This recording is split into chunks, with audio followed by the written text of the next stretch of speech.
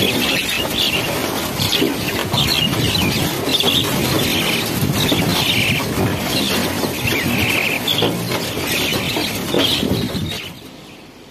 আলাইকুম, সবাইকে জানাই আন্তরিক শুভেচ্ছা এবং ভালোবাসা।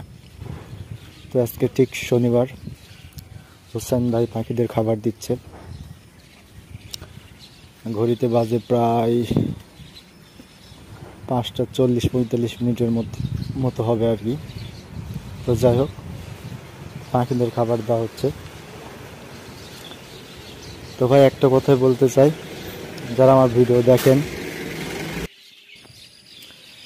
আপনাদের যদি রুচিতে বাঁধে তাহলে লাইক, কমেন্ট, শেয়ার করবেন, তাছাড়া দরকার নেই। আর একটা অনুরোধ, যদি ভালো লাগে ভিডিও শেষে আলহামদুলিল্লাহ শুকরিয়া দেবেন।